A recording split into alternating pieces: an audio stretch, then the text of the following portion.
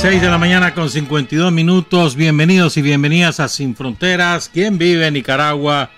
Gente que no vende patria. Estamos entrando muy tarde, 20 minutos tarde, porque se nos dañó el transmisor de frecuencia modulada ubicado en el crucero. Y a ver qué hacemos, porque reales no hay, ¿verdad? Y bueno, pues.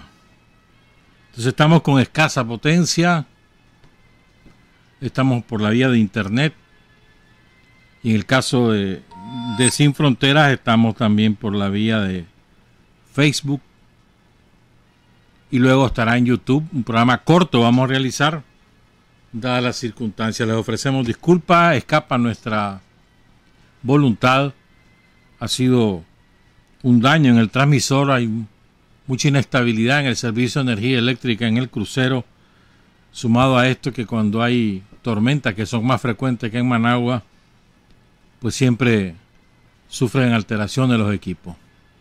Vamos a hacer un programa corto, pues son las 6:53. Sin Fronteras, la revista con William Griggs Vivado en la primerísima 91.7 y 105.3 FM.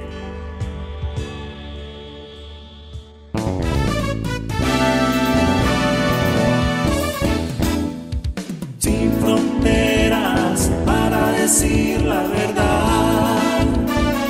Sin fronteras, trabajar, avanzar, combatir, vencer.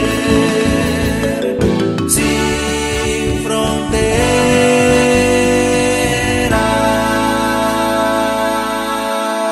Bueno, evidentemente pues no vamos a poder desarrollar todas las ideas que habíamos previsto, y ni modo, pues así es la vida. Ahora queremos hablar un poco sobre toda esta onda que ha sembrado Yanquilandia de que ellos son los campeones de la democracia y demás. Desmenuzar esas ideas que ellos están propalando. El fin de semana, el 10 de diciembre fue, en Argentina celebran el Día de la Democracia porque ese día asumió la presidencia el presidente Raúl Alfonsín, después de la dictadura militar que tantos asesinatos causó, más de 30.000. Contra el pueblo argentino, una masacre verdadera, el Plan Cóndor y todo lo demás. Y ahí Cristina Fernández hizo un discurso muy bueno y repetía la idea: la democracia no se puede exportar ni imponer. Una idea que va calando en el ambiente político internacional cada vez con mayor fuerza. Y el fin de semana también, el sábado, la Cancillería de la República Popular China hizo una declaración oficial que analiza con mucha profundidad todo este discursito, esta cantaleta de la democracia de los yanquis, que va en la misma línea, y queremos compartir estas ideas con ustedes. Lo que pasa es que yo lo que quería hacer era ilustrar con un ejemplo muy concreto de lo que de qué es lo que estamos sufriendo en el mundo entero como resultado de las imposiciones atroces de los yanquis. Realmente el mundo se ha construido sobre ríos de sangre sembrados por el imperialismo norteamericano, y su laboratorio experimental fue el pueblo de Indonesia. Y esos mismos métodos aplicaron después en América Latina, con Allende, con la dictadura militar en Argentina, en Uruguay. Ya la venían aplicando con Somoza, ¿verdad? Era una receta medianamente diferente, muy parecida a la que aplicaron en Brasil. El punto central, siempre en toda la estrategia de dominación del imperialismo norteamericano, es el dominio de los fusiles, de las Fuerzas Armadas. Por eso es de tanta importancia la lealtad que ha demostrado el ejército de Nicaragua, encabezado por el general Julio César Avilés, todos los generales, el Estado Mayor, la dirección, el Consejo Militar, que ha sido una lealtad a prueba de fuego, hermano. No ha habido un solo caso donde los yanquis hayan triunfado sin que tengan de por medio el respaldo de los militares locales o de fuerzas militares propias de Estados Unidos invadiendo un país. En ningún caso ha ocurrido. La receta de Indonesia fue de lo más atroz que ustedes puedan imaginar. Yo los invito a investigar este tema. La CIA le denominó el método Yakarta, para que tengan una idea. Y hay un libro que recientemente se publicó, un extraordinario libro. No solamente hemos leído amplia síntesis, pero no el libro, porque acaba de salir en español, fue publicado en inglés el año pasado. Es un libro de un periodista norteamericano del sistema, hermano. Pero se puso a investigar y el tipo está anonadado de tanta sangre que ha vertido Estados Unidos para imponer su modelo de democracia, ¿verdad? Se llama The Yakarta Method, o sea, el método Yakarta.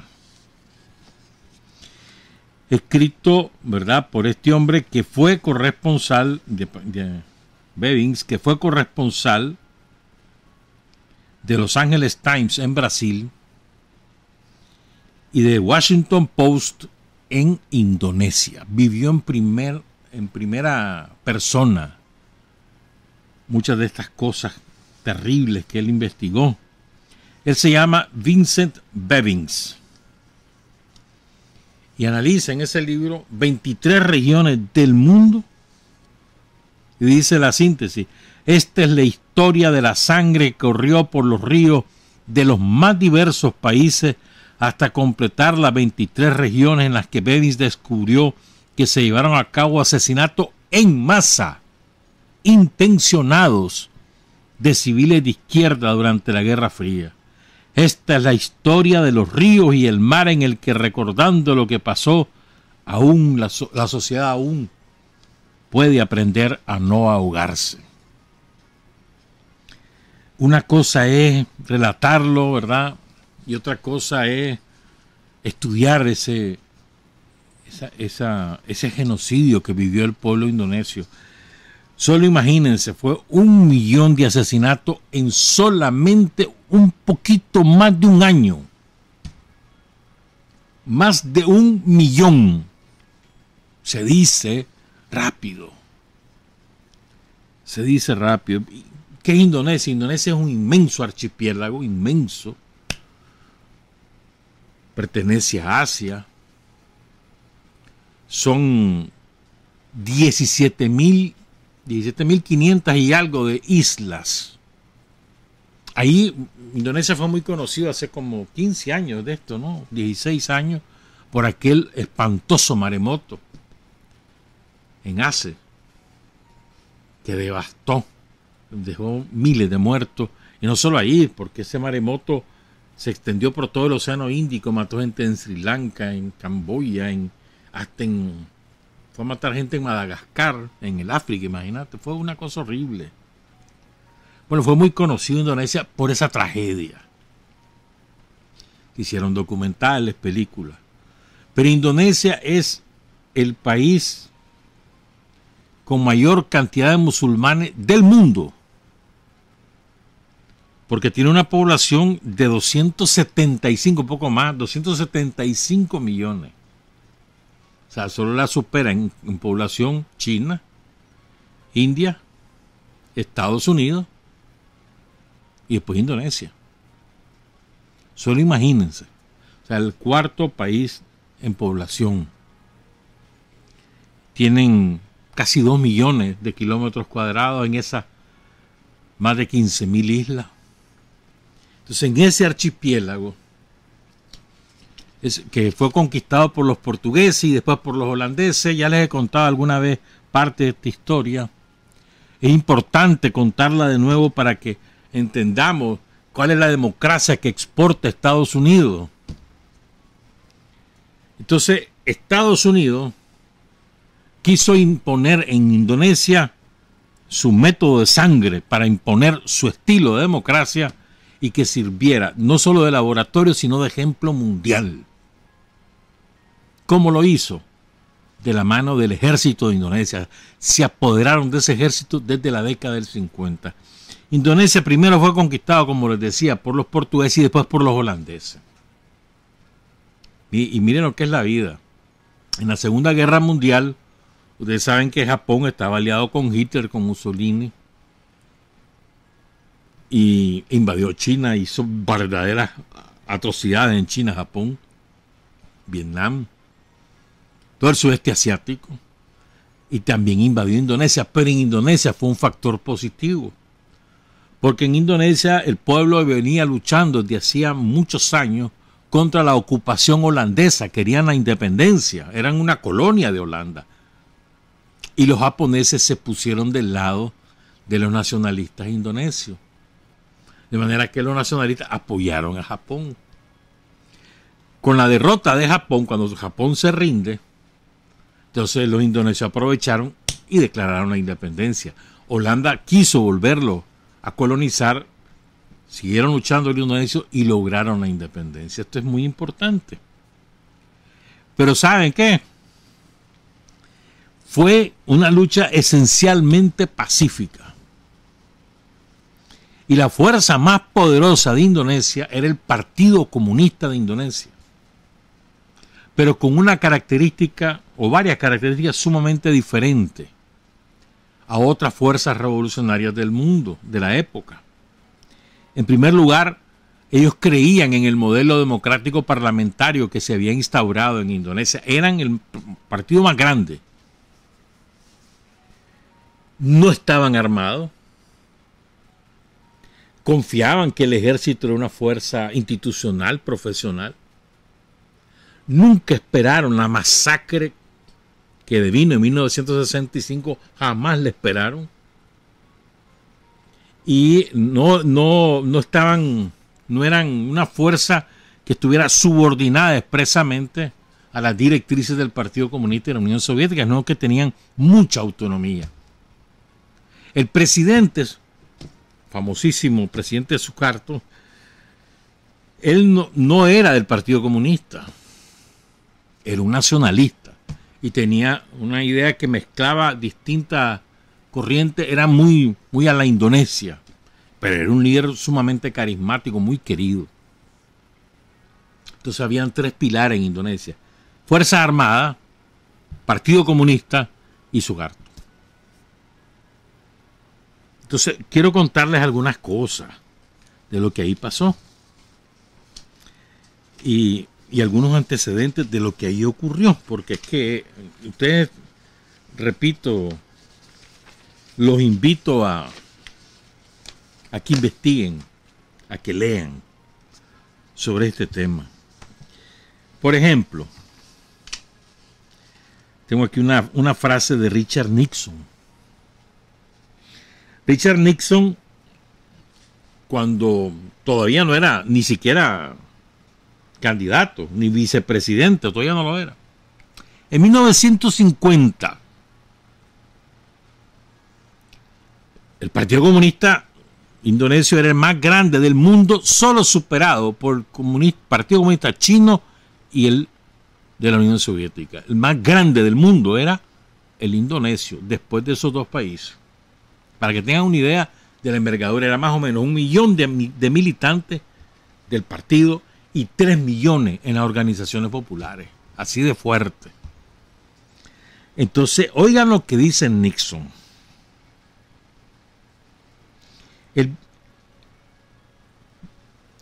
Un gobierno democrático no es lo mejor para Indonesia. Oigan bien. porque los comunistas probablemente no podrían ser derrotados en las campañas electorales porque están muy bien organizados. Oigan qué clase de frase esta. La democracia no es buena para Indonesia porque ganan los comunistas. ¿Estás claro? Que es la filosofía que siempre han aplicado y que la encubren de distintas maneras. La encubren. Le ponen un celofán. Pero en el fondo siempre ha sido lo mismo. Ellos no aceptan ningún resultado democrático que sea contrario a sus intereses. Y no aceptan ni en Indonesia, ni en Vietnam, ni en Nicaragua, ni en Venezuela, ni en Bolivia, ni en ningún país del mundo. Y cuando les es inevitable reconocerlo por la fuerza de los hechos, empieza la conspiradera. Y eso ustedes y yo lo hemos vivido. Dice este hombre en su libro, perdón, el Partido Comunista Indonesio estaba desarmado, era moderado y lo que es más importante, no tenía ni idea de lo que podía ocurrirle. Solo se puede matar a 1 millón de personas en el transcurso de unos meses si esas personas no lo esperan. No tenían ni idea de que serían o podrían ser tratados como enemigos. Tenían una presencia tan grande y tanta influencia en Indonesia que participaban con orgullo en el sistema tal y como existía. Se creyeron el cuento de la democracia y pagaron con la vida. El Partido Comunista de Indonesia fue exterminado. No es que fue derrotado, fue exterminado por los militares asesorados por la CIA. Y eso está documentado. Porque yo recuerdo en los años 70, yo me acuerdo cuando nosotros decíamos estas cosas, que era la CIA, la conspiración de la CIA, los golpes, y la gente, los adversarios políticos, siempre decían, ustedes de todo le echan la culpa a la CIA. Y en aquella época lo sabíamos por los sobrevivientes de Indonesia, por la lucha del pueblo vietnamita, por distintas fuentes, ¿no? Pero no teníamos documentación. Ahora hay documentación que prueba lo que Estados Unidos hizo, en este caso en Indonesia, también lo hizo en Brasil, en Chile, en Argentina. Este método, el método Yakarta. ¿Verdad? Fíjense esto. Esta era una nueva característica, dice en el libro este periodista Vincent Bevins. Esta era una nueva característica de la violencia masiva. La gente no era asesinada en las calles, dejando claro a las familias que se habían ido. No eran ejecuciones oficiales. Las familias a menudo no tenían idea de si sus seres queridos seguían vivos, los que los paralizaban todavía más de pavor. Si protestaban o se rebelaban, podría costarle la vida a sus seres queridos que estaban presos. ¿Podrían detenerlos a ellos también? Esa era la duda que asaltaba a la familia de los desaparecidos. Esto paraliza a las personas e inmoviliza en mucha mayor medida a la población, que es más fácil de exterminar y de controlar. Asesinatos, secuestros, torturas, persecuciones, desapariciones, financiación de grupos paramilitares de derecha, apoyo militar y golpes de Estado.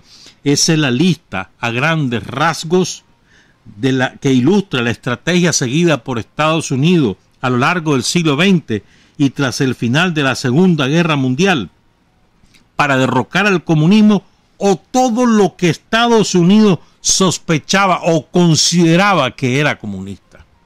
Bajo la lógica de McCarthy, Son las batallas que arrasaron con millones de vidas inocentes y que no terminaron con la caída del muro de Berlín en noviembre de 1989.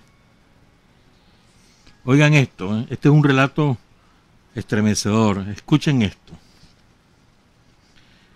El pueblo balinés de la isla de Bali, que es la más grande de Indonesia, de Petulo, así se llama el pueblo, es famoso por las garzas, las cococán, que descienden de sus árboles al atardecer. Al final del día, miles de garcillas boyeras de lomo marrón y garzas de los estanques de Java alzan el vuelo desde los campos de arroz adyacentes antes de abalanzarse en una gran batalla campal aviar sobre las ramas que cuelgan por encima del templo local.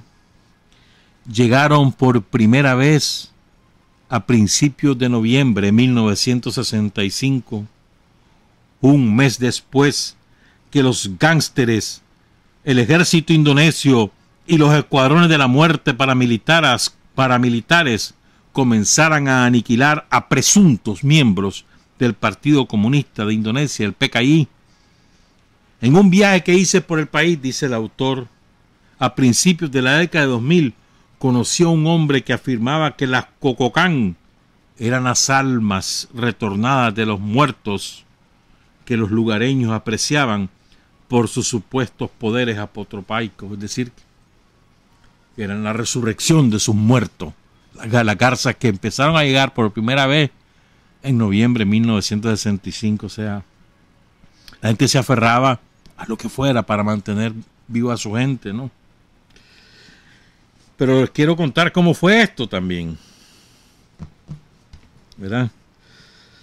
Ya les decía que las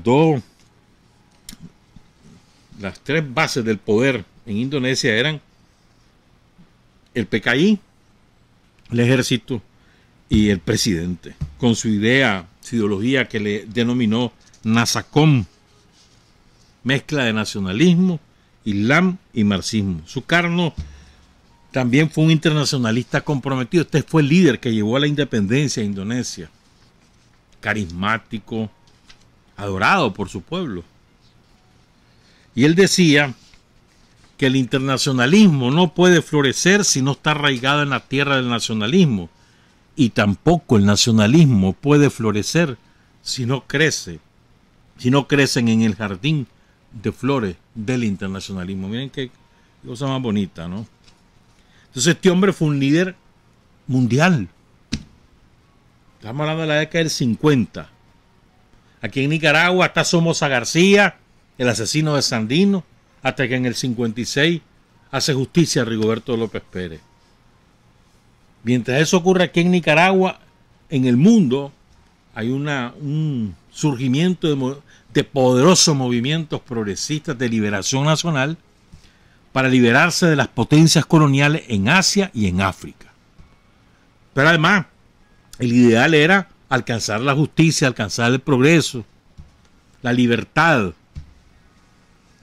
Y entonces en esos ideales había una mancomunidad de líderes de distintos países como Nehru en Egipto, por ejemplo, ¿no?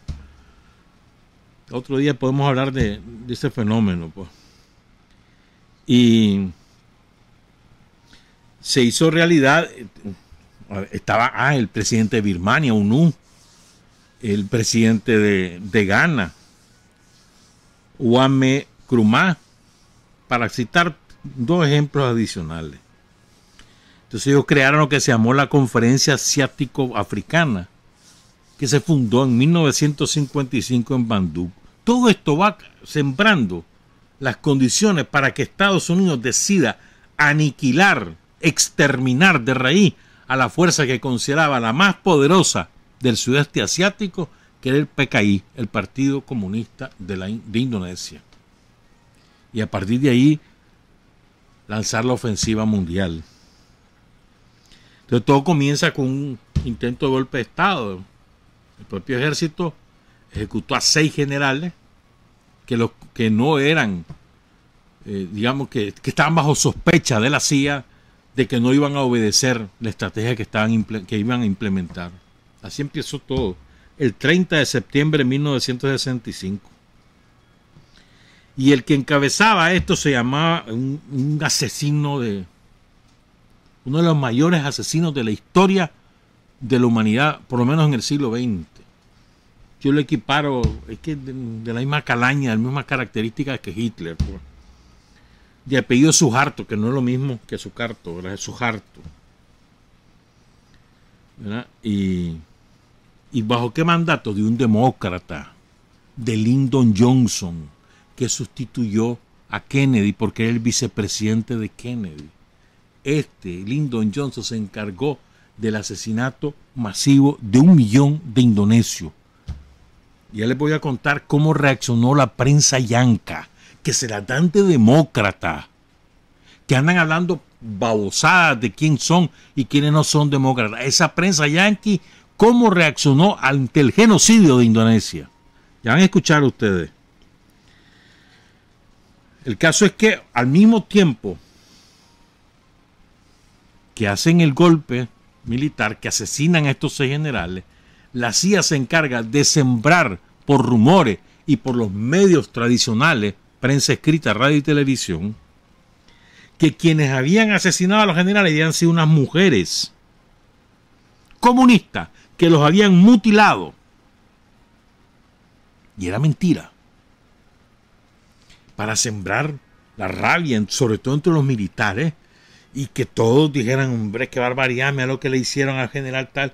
Y la verdad era que los habían asesinado porque los consideraban sospechosos de que no iban a obedecer su plan. ¿Verdad? Oigan esto. En cuestión de días, el ejército y los escuadrones de la muerte comenzaron a apresar a cualquier persona asociada con el PKI. Cuando caía la noche, los arrestados eran sacados al exterior, fusilados o decapitados en lo que se llamó la Operación Aniquilación. Todos los líderes del Partido Comunista fueron asesinados, entre ellos Aidit. Este militar, la CIA lo había reclutado desde finales de los años 50. Y era una red que había sembrado la CIA secreta de altos jefes militares, lo iba ubicando por regiones e iba tejiendo esa red para operar en el momento que ellos consideraron oportuno. Tenían más de 1000 oficiales indonesios de alto rango entrenados especialmente para ejecutar este operativo. Habían agentes de la inteligencia como un tal Walt Whitman Rostow, tecnócratas de Berkeley, la universidad y la corporación Rand, y asesores militares de Fort Leavenworth. Todos ellos involucrados en la preparación de este genocidio.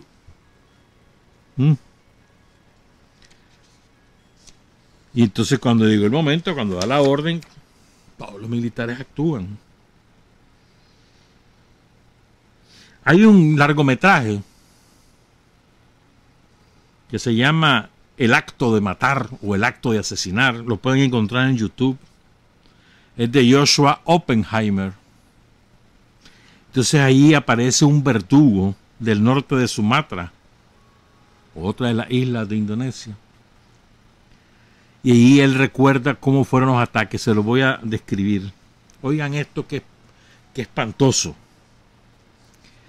Les embutíamos leña en el ano hasta que morían. Les aplastábamos el cuello con maderos. Los ahorcábamos. Los estrangulábamos con alambre. Les cortábamos la cabeza. Los atropellábamos con coches. Los cuerpos fueron arrojados a pozos, a ríos y lagos, o enterrados en tumbas poco profundas bajo las plataneras. Se dice que el río Brantas de Java Oriental estaba atestado de cadáveres decapitados, tal como lo describe este autor Vincent Bevins. Fue una explosión de violencia equivalente a una matanza apocalíptica. ¿Y qué dice Bevins? Recuerden, Bevins, un periodista estadounidense que le trabajó al Washington Post como corresponsal en Indonesia en los años 2000 y a Los Angeles Times como corresponsal en Brasil. Fuera de toda sospecha, él se puso a investigar porque fue oyendo todas las barbaridades, oía con los supervivientes en Brasil y en Indonesia y se metió a investigar. Hay que leer ese libro, compañeras y compañeros, hay que buscarlo porque debe ser carísimo, ¿verdad? Porque acaba de salir además. Sigo. Aquí voy a entrar ahora con la reacción de Johnson y de la prensa yanqui. Los demócratas, Bueno, dice Bedin, ¿verdad? Washington comparte la culpa por cada muerte en Indonesia. Estados Unidos fue una parte integrante de la operación en cada etapa. Le preguntaron al desgraciado de Sukarno, el jefe militar. Una vez y otra vez siempre lo mismo. Navajas, navajas, navajas, navajas. Una tumba para 1000 personas, una tumba para 1000 personas. Así los enterraban, en tumbas de 1000 personas. Hasta completar 1 millón. Pónganse a pensar en eso, 1 millón. Voy a leer lo que dice el periodista. Para la administración de Lyndon B. Johnson, la carnicería en Indonesia fue motivo de celebración. Suavizó los efectos negativos del desastre que se revelaba en Vietnam y plantó la semilla de un nuevo mercado para la rentabilidad empresarial.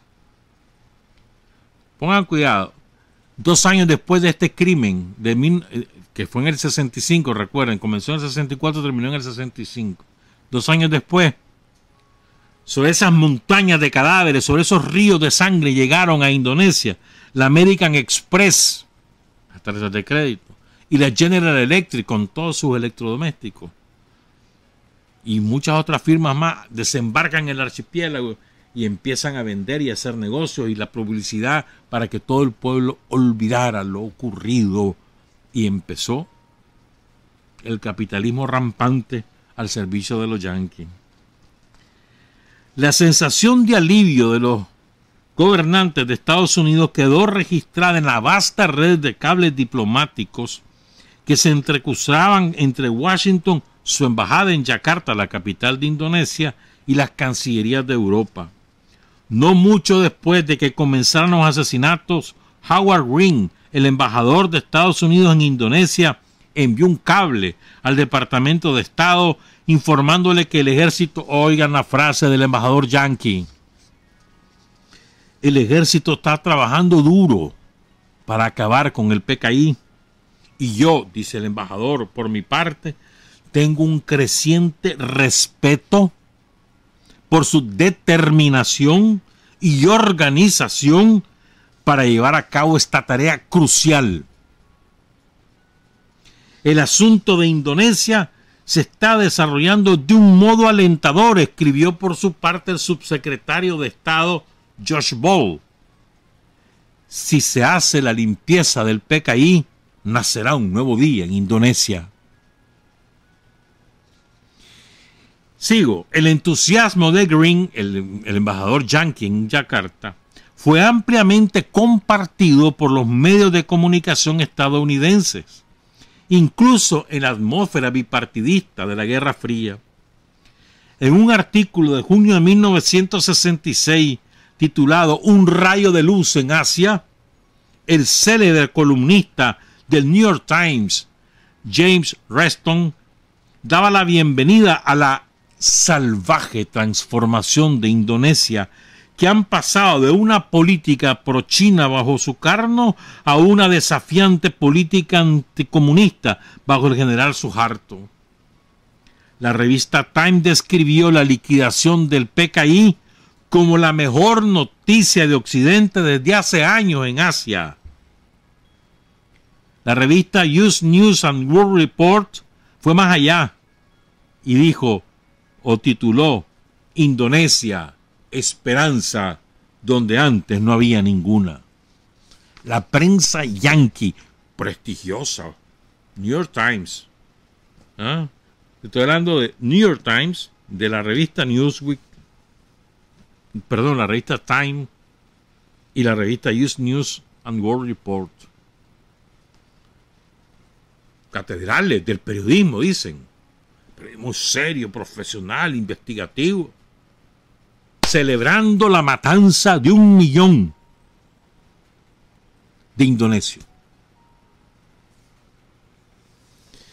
Entonces fíjense, miren cómo sembró, cómo este método, el método Yakarta, significó para las Fuerzas Armadas de todo el mundo, en especial de América Latina, la licencia para asesinar bajo la protección de Estados Unidos.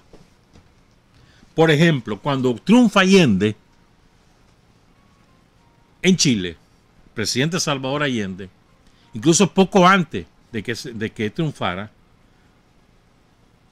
aparecieron pintas en las paredes de Santiago. Por ejemplo, decían: ya viene Yakarta. Para que tengan una idea. Y eso ya se sabía a qué se refería.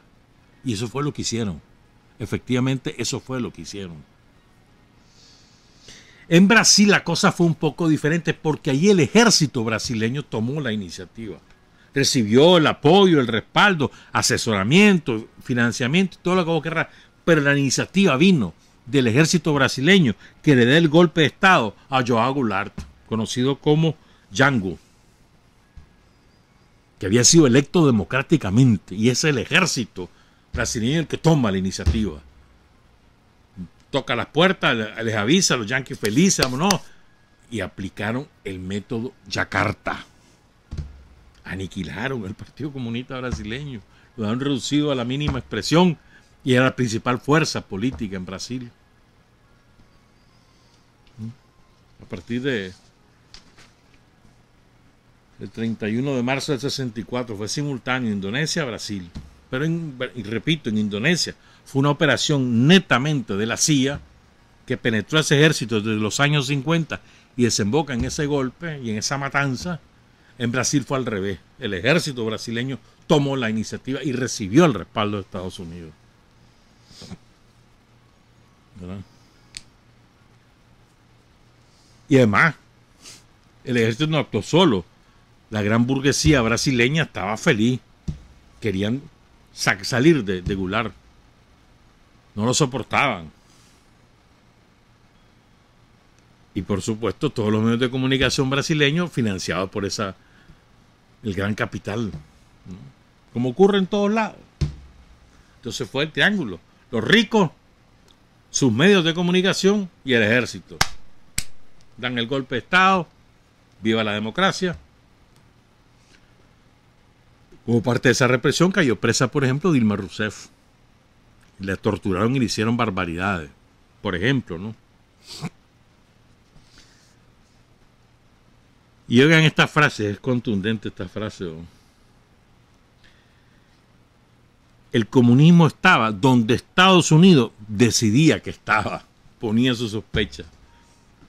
O sea, no era necesario de que alguien fuera realmente comunista, sino que simplemente si Estados Unidos decía que era comunista, pues era comunista y había que liquidarlo. Estoy hablando en términos de individuo, de fuerza y de Estado, de gobierno. Así actuó. Todo esto fue lo que sembró el cambio de régimen que le llaman, que se volvió la política, la exitosa política que acompañaba o que mejor dicho, que englobaba la agresión imperialista contra los gobiernos que no estaban subordinados a sus intereses, que no necesariamente eran ni siquiera progresistas, en el término moderno de la palabra, ¿no? Simplemente nacionalistas, que no se subordinaban, ¿no? En los días previos al golpe de Estado respaldado por Estados Unidos que derrocó al presidente Salvador Allende, la frase Yakarta se acerca apareció pintada en las murallas de Santiago, una terrorífica declaración del asalto que estaba a punto de desatarse sobre la izquierda. ¿Estamos claros? Aquí hay unas cosas que me parece que es un concepto esencial que hay que entender y que a veces nosotros nos enredamos, creo yo, pues. Esta es una frase esencial, ¿verdad? Dice este periodista, ¿ya? Vincent Bevins, dice lo siguiente: a veces consideramos que la Guerra Fría fue algo que se libró entre Washington y Moscú, entre el primer y segundo mundo, pero creo que es igual de acertado considerarla como una guerra entre el primero y el tercer mundo. De ese modo, si la Guerra Fría era un enfrentamiento entre dos superpotencias, Entonces sí terminó en 1989. Pero la Guerra Fría no cambió las estructuras sociales, políticas, ideológicas que estableció Estados Unidos y las potencias capitalistas occidentales en el tercer mundo a través de una serie de intervenciones violentas desde 1945. Guatemala, por ejemplo, Dominicana, Panamá. Dice Bevin que él solía le preguntaba a los entrevistados siempre quién había ganado la guerra. Ustedes. El socialismo perdió, y también el movimiento del tercer mundo, cuyo objetivo era remodelar la economía mundial para que los pueblos antes colonizados pudieran ascender a un estatus igual al de los países que los habían colonizado. Eso dice el periodista. Eso dice Vincent Bembis, no lo digo yo. Dice que lo que más me conmovía cuando hablaba con los supervivientes era cuando recordaban cómo pensaban que iba a ser el mundo, cuando recordaban el futuro que creían que estaban construyendo allá por los años 50, 60 o 70. Sus ojos se iluminaban, inspirados por los sueños que les habían arrebatado, muy a menudo por mi gobierno, dice Vincent Bembis. De manera que a mediados de los años 60, la operación Yakarta en Indonesia y en Brasil, la invasión a República Dominicana, a mediados de los años 60 y más, los asesinatos de líderes, los líderes más importantes del África fueron asesinados uno tras otro por los europeos y por los yanquis también. Entonces oigan esto. A mediados de la década del 60, el tercer mundo y sus sueños de un orden radicalmente diferente, libre, igualitario, pacífico y fraternal, habían desaparecido. Los líderes del movimiento postcolonial como Nehru en India, Sukarno en Indonesia, Nkrumah en Ghana y Un Nu en Birmania habían muerto o habían sido derrocados. Más simbólicamente, el internacionalismo del espíritu de Bandung, de Sukarno, fue reemplazado en 1967, o sea, aquella asociación que fundó Sukarno y otros líderes era para, digamos, articular fuerza para la construcción de un mundo justo, de regiones justas y prósperas. Aquella asociación fue reemplazada por lo que hoy conocemos como la Asociación de Naciones del Sudeste Asiático, la famosa ASEAN, que ya no estaban unidas por la causa de la paz y la justicia, sino por la lealtad a los imperativos tecnocráticos y autoritarios del capital y la globalización al estilo yanqui. Dice Bevin que en 1965, que un día se encontró con supervivientes del genocidio de 1965. Entonces a uno de ellos le preguntó, uno de ellos le dice, Estados Unidos ganó. Aquí en Indonesia obtuvieron lo que querían y en todo el mundo obtuvieron lo que querían. ¿Cómo ganamos? Le pregunté, dice el periodista Vincent Bembis. Y entonces dice el sobreviviente, nos mataron. Así fue. Fíjate bien, el arquitecto de esta política se llamó George Kennan. Y decía este tipo, el tema más crucial en aquel momento, en este momento de nuestra lucha con el Kremlin, es probablemente el problema de Indonesia. Y Kennan dijo, en el 91, mira qué maldito, él diseñó esa política del genocidio de Indonesia, el método Yakarta. Pero ya muchos años después, casi 30 años después, en 1991, este asesino llamado, repito su nombre, George Kennan, dijo lo siguiente: la contención que aplicamos nunca tuvo la intención de impedir el avance de la Unión Soviética mediante la aplicación vigilante de una fuerza contraria. El propósito era confrontar y aniquilar. Más claro no canta un gallo, ¿verdad? Dice el historiador Anders Stephenson: ciertamente la Guerra Fría fue una batalla a muerte, pero no una especie de muerte abstracta. Eliminar la voluntad de lucha del enemigo, la victoria, significaba más que una victoria militar en el campo de batalla. Significó en principio la propia liquidación del enemigo, cuyo derecho a existir y mucho menos a la igualdad no se reconocía. O sea, los yanquis no reconocían ni siquiera el derecho a existir, menos aún su lucha por la igualdad.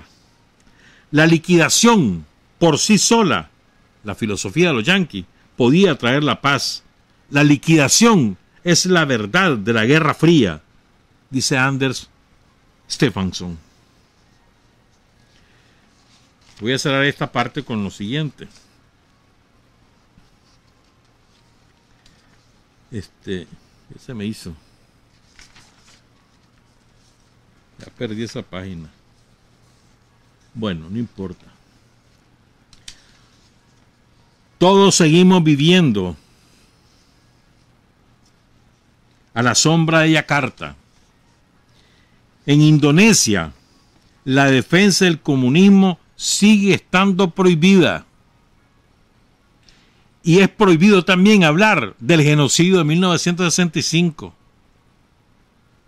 Una pesadilla tácita que se asienta como un incubo sobre la conciencia colectiva de la nación. En Brasil, Bolsonaro es la estrella polar del anticomunismo contemporáneo y un vestigio del pasado asesino de Estados Unidos. En los mismos Estados Unidos, la historia de 1965 y sus repercusiones apenas se conocen. La pregunta que cabe hacerse es si la amarga oleada de ambición imperial ha regresado a la patria. Una de las lecciones que se extrae, esto es interesante, es que Estados Unidos pudo triunfar en la Guerra Fría, pero la carnicería desatada y necesaria para ganar nunca pudo controlarse ni contenerse. La violencia y el enorme complejo de base, fuerzas especiales, empresas de seguridad privada, los mercenarios, operaciones clandestinas y sistemas de vigilancia necesarios para sustentar esa carnicería, adquirió una lógica y un impulso propios en la búsqueda de nuevas partes del mundo para domar y reproducir a su imagen y semejanza. Ahora parece, y esta es la paradoja de la vida, ¿no? Ahora parece que la maquinaria imperial se ha vuelto contra sus arquitectos. Una presidencia frustrada, la vigilancia masiva sin orden judicial, la hipermilitarización de los cuerpos policiales en Estados Unidos, la demonización cultural y política de todo aquello que es progresista o que ellos consideran progresista, liberal y de izquierda, y la descripción de los centros urbanos como espacios de batalla, dos mundos que alguna vez estuvieron separados, las fronteras violentas de esos países salvajes del tercer mundo y la paz interna dentro del territorio de Estados Unidos. Esos dos mundos ahora chocan en las calles de Estados Unidos. En las calles. ¿Y qué pasa en América Latina? El brazo de Estados Unidos sigue vigente, hermano. ¿Estamos claros? Entonces, de esta democracia es la que nos hablaba Biden en su tal, ¿cómo le llamó? ¿Cómo era? La conferencia por la democracia, algo así, cualquier pendejada, mano. Es una farsa eso, simplemente. Entonces, es de eso que nos hablan. Para ellos eso es democracia. Pensamiento único, defensa a rajatabla del sistema imperialista, bautizado la democracia que solo acepta que triunfen fuerzas que defienden ese sistema. Es lo que ha ocurrido siempre. Entonces ellos se quieren colocar como la catedral de la democracia, como además como los catedráticos de la democracia, cuando su democracia, entre comillas, ni es democracia, ni nunca ha sido completa, ni tampoco es ejemplo de nada, como muy bien lo dice la Cancillería china. Dice la Cancillería china, se llamaba Cumbre de Líderes por la Democracia. Y dice, incluso tiene una frase, la Cancillería china que han convertido la democracia estilo yanqui en un arma de destrucción masiva. Interesante definición. Esta cumbre, dice, traza líneas ideológicas, convierte la democracia en instrumento y arma, atenta contra la democracia misma sobre pretexto de ella misma, incita a la división y la confrontación para desviar la atención de los problemas internos en Estados Unidos y pretende mantener su hegemonía en el mundo, lo cual ha socavado el sistema internacional centrado en la ONU y el orden internacional basado en el derecho internacional, que es lo que hablábamos la semana pasada, ¿se acuerdan? Este proceder de Estados Unidos va en contra de la tendencia de la historia. Estados Unidos no es el faro de la democracia, y la democracia al estilo estadounidense se ha desviado de la esencia de la democracia. Se agravan cada día más los problemas de la democracia al estilo estadounidense, como la política del dinero, la política de la identidad, la confrontación entre los partidos políticos, la polarización política, la división social, las tensiones raciales, la brecha entre ricos y pobres. La democracia al estilo estadounidense es un juego de los ricos basado en el capital. Y el 91% de las elecciones parlamentarias en Estados Unidos son ganadas por los candidatos con mayor apoyo financiero. Se trata de un gobierno de la minoría elitista bajo el nombre de una persona, un voto. Los votantes comunes son apreciados solo cuando se pretende ganar sus votos, pero son ignorados una vez terminadas las elecciones. El balance entre los poderes se ha convertido en una vetocracia que pone los intereses partidarios por encima del desarrollo del país. Después describe algunos problemas, pero me interesa repetirles esto. Dice la Cancillería de China que hay varias encuestas relacionadas a este tema en las que dice que el 72% de los estadounidenses creen que la democracia de Estados Unidos ha dejado de ser un ejemplo a seguir. Y el 81% cree que la democracia en Estados Unidos afronta severas amenazas dentro del país. Un 44% de los encuestados en todo el mundo consideran a Estados Unidos como la mayor amenaza contra la democracia global. Entre los propios aliados de Estados Unidos, por ejemplo en Europa, el 52% creen que el sistema democrático de Estados Unidos no funciona. Y contra eso vos contraponés la democracia según cada país. China tiene su propia manera de hacer la democracia. Cuba la tiene de otra forma. Venezuela de otra forma. Nosotros de otra forma. Pero en esencia, ¿en qué coincidimos China, Rusia, Cuba, Venezuela y nosotros? El poder es del pueblo. Quien manda es el pueblo. Y todos nosotros, desde nuestras propias experiencias, con nuestra propia perspectiva histórica, todos nosotros aplicamos procedimientos de acuerdo a nuestra idiosincrasia que reflejan esa voluntad del pueblo. Esa es nuestra manera de ser democrático, que incluye la democracia electoral, claro que sí. La elección de sus dirigentes, claro que sí, pero no termina ahí. Como me recuerdo muy bien aquel famoso, alguna vez tengo ese comunicado, lo voy a releer. El famoso comunicado de la Dirección Nacional del Frente Sandinista en 1980, creo que para el aniversario de Carlos Fonseca, en el 81, para el aniversario de Carlos Fonseca, leído por René Núñez, que aquella frase que decía: la democracia no empieza ni termina con las elecciones. Tal cual, esa ha sido siempre la filosofía del Frente Sandinista. ¿No? Dice la Cancillería de China que la democracia en China, ¿verdad?, es una democracia popular cuya esencia radica en que el pueblo es el dueño del país. combina la democracia electoral con la consultiva, integra todos los eslabones de la democracia, incluyendo elecciones, consultas, toma de decisiones, administración y supervisión democrática, y abarca toda la área: economía, política, cultura, sociedad y civilización ecológica. Estados Unidos ha impuesto su propio sistema político y valores a otros, practicado la transformación democrática abusando de sanciones unilaterales y fraguado revoluciones de colores, causando así consecuencias catastróficas. Péganle un ojo a Libia si no creen. La democracia ya se ha convertido, la democracia de ese estilo, en un arma de destrucción masiva de Estados Unidos para interferir en los asuntos internos de otros países. Y ahora los yanquis nos quieren dividir. Ustedes son democráticos y ustedes no. Porque ustedes hacen lo que yo quiero que hagan y estos no. ¿Estamos claros? Y en esa misma cumbre le pegó en la cara Alberto Fernández. Por fin se fajó los pantalones, reclamó la ausencia de Bolivia, reivindicó el carácter democrático del gobierno de Bolivia y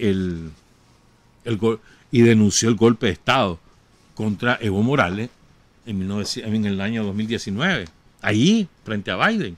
Un discurso corto pero fuerte. Me sorprendió, lo leí, me sorprendió. Pero bueno, resumiendo ideas, pues, el sistema democrático al estilo yanqui, que el imperialismo ha pretendido utilizarlo como receta universal, está construido, edificado sobre millones de seres humanos asesinados. No solamente en Indonesia, como le cité ese caso, sino que aquí podemos citar innumerables casos. En México, por ejemplo, ahí aplicó el método Yakarta bajo el paraguas del PRI y del supuesto progresismo del PRI. Ahí hubo verdaderos crímenes de genocidas en Guerrero, en Oaxaca, en Chiapas, en Michoacán, para citar algunos estados. Fue una cosa terrible. Ahí se inventaron los vuelos de la muerte en México. Capturaban a los luchadores sociales, a los campesinos que luchaban contra los terratenientes y también a los guerrilleros y militantes revolucionarios. Los capturaban, los subían a los aviones, los iban a tirar a las costas frente a Guerrero, por ejemplo. México, Guatemala, lo que ha ocurrido en Guatemala, eso no tiene nombre, es lo peor que ha pasado en Centroamérica, es Guatemala en los años 80 y en 70, a ver, desde los 50, pues desde que derrocaron a Jacobo Arbenz. Es un atroz. El genocidio en El Salvador, cuando acabaron con los indígenas, aquella insurrección encabezada por Feliciano Amas y por Farabundo Martí en 1932. 30,000 indios asesinados en un par de días. 200,000 muertos en la guerra en El Salvador de los años 80. 200,000. Y toda esa es la famosa democracia que dicen los yanquis que hay que construir. O sea, está construida. Lo que ha pasado en Colombia, lo de Colombia es inenarrable. Son centenares de miles de muertos en Colombia. Desde 1948, desde el famoso Bogotazo hasta para acá, incluso desde antes, con la matanza de las bananeras en los años 20, que fue en un solo día asesinaron a 2,000 obreros de las bananeras porque estaban en huelga, ese era su delito, los asesinaron a todos. 1920, 21, por ahí. Lo que ha pasado en Colombia, eso no tiene nombre, hermano. Lo que hizo lo que hizo aquel general Gómez ahí en Venezuela, aquella dictadura horrible que hubo en Venezuela. O lo de Balaguer en Haití, perdón, en Dominicana. O lo de Papadoque en Haití. O sea, aquí podemos seguir enumerando verdaderas atrocidades que han ocurrido en esta América nuestra y que nos recetan hoy como modelos de democracia que se han construido sobre esos cadáveres. ¿Me entendés? Entonces, no, aquí que no nos vengan a hablar de democracia, ni mucho menos los europeos. Lo que hoy vive España, para ser preciso en España, pues, lo que la sociedad española, el sistema político español está construido sobre decenas de miles de cadáveres de luchadores españoles, los republicanos, los antifranquistas, decenas de miles. Siguen todavía, hoy en día, esa guerra civil terminó en 1939 y hoy en día, 80 años, 90 años después, siguen desenterrando cadáveres, fosas comunes. Y jamás los asesinos, jamás rindieron cuentas por sus crímenes, nunca. Es más aún, peor aún, ahí en España, el ejército y la Guardia Civil mantuvieron intacta su filosofía franquista y siguen siendo franquistas, es decir, como aquí decir en Nicaragua, somocistas. Así de terrible. Una última idea que la vamos a desarrollar el miércoles si podemos. Miren, compañeras y compañeras, yo creo en el devenir de los tiempos, en los últimos más o menos 15 años, ha habido un fenómeno de lo más, ¿cómo te dijera yo?, peculiar. Mientras la derecha cada vez tiene menos distinciones entre sus fuerzas y cada vez son más homogéneas, todos fascistas, todos extremistas, todos asesinos, cada vez más vos encontrás que la derecha se va fusionando en una sola manera de entender el mundo, que es defender su dinero y sus privilegios sobre la base del exterminio de los pobres. Lo ves en Brasil, Bolsonaro. Lo ves en Chile con este Kast, hijo de un nazi. Lo ves en España, donde se han juntado Felipe González con Aznar, son la misma cosa. Lo ves por todos lados. Cada vez hay menos diferenciación entre esos que se denominan a sí mismos demócratas, que ya sabemos que son derecha, y lo que esos demócratas decían antes que eran extrema derecha. No, si están unidos. Son la misma cosa. Defienden los mismos privilegios. Ya ni siquiera se diferencian en los métodos. Ni siquiera en los métodos. Eso ha ocurrido con la derecha. Es decir, cada vez hay menos distinción entre lo que denominan extrema derecha, ultraderecha, con lo que son derecha o centro derecha. Mentira. Ya no existe eso. No hay esa frontera. Todos se han hecho una piña para defender sus privilegios. Y de paso, defender la subordinación al imperialismo, a la metrópoli, sea el imperialismo norteamericano o cualquiera de los imperialismos europeos, que son subordinados al yanqui, sí, pero bueno, a veces tienen intereses económicos más concentrados en determinadas capitales que en otras. En cambio, en la izquierda lo que ha ocurrido es que algunos que por el apresuramiento de ser reconocidos por el imperialismo como demócrata, como le pasó al Partido Comunista Indonesio, por el apresuramiento de sentirse que tienen el carnet de demócrata, que ellos sí creen en el Estado de Derecho, que ellos sí creen en los balances de poderes, en ese afán, la izquierda cada vez, la izquierda caviar, va ocupando el antiguo campo que tenía lo que se denominaba el centro derecha. Ese es ahora, con el bautizo de que somos izquierda. Mentira. Entonces, y lo peor del caso es que estas fuerzas políticas que se las pican de izquierda, los progresistas, les dice Álvaro García, ni siquiera han sido capaces de dar la batalla ideológica, la batalla cultural por descolonizarnos.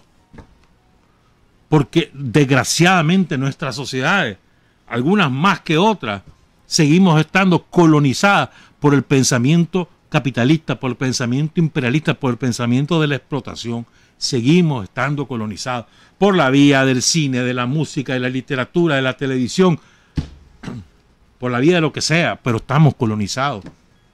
Aquí en Nicaragua nosotros hemos hecho un esfuerzo y vamos en esa dirección. Nos falta mucho caña que moler en este sentido, muchísimo. Para mí el principal desafío que tenemos los sandinistas es esa batalla cultural, la batalla por descolonizarnos. Mucho más importante que cualquier otra batalla, porque esa va a derivar en las victorias políticas, si nosotros ganamos esa batalla. Pero la izquierda, los progresistas, los que ahora se autoetiquetan como izquierda y deciden quiénes son y quiénes no son de izquierda, quiénes son dictadura y quiénes no, esos son ahora los que se están carnes de izquierda porque ya ellos se sienten carnetizados como demócratas. ¿Quién nos carnetizó? Los yanquis. ¿Quién nos carnetizó? Los europeos. Es una vergüenza. Entonces esos que se las pican ahora de izquierda, la izquierda caviar, son simplemente ahora la nueva derecha. Y la derecha real se ha agrupado, se ha hecho una sola piña para defender sus privilegios. Y estos babosos haciéndoles el juego. Sobran esos babosos, sobran, por donde quiera están, por donde quiera aparecen. Ahí vamos a desarrollar esta idea en esta semana, que es la última. Ahora después nos vamos de vacaciones. Como por unos 5 meses, 6 meses por ahí. Trabajar, avanzar, combatir, vencer, patria y libertad. Revolución es sentido del momento histórico. Es cambiar todo lo que debe ser cambiado. Es igualdad y libertad plenas. Es ser tratado y tratar a los demás como seres humanos. Es emanciparnos por nosotros mismos y con nuestros propios esfuerzos. Es desafiar poderosas fuerzas dominantes dentro y fuera del ámbito social y nacional. Es defender valores en los que se cree al precio de cualquier sacrificio. Es modestia, desinterés, altruismo, solidaridad y heroísmo. Es no mentir jamás ni violar principios éticos. Es convicción profunda de que no existe fuerza en el mundo capaz de aplastar la fuerza de la verdad y las ideas. Revolución es unidad, es independencia, es luchar por nuestro sueño de justicia para Cuba y para el mundo, que es la base de nuestro patriotismo, nuestro socialismo y nuestro internacionalismo.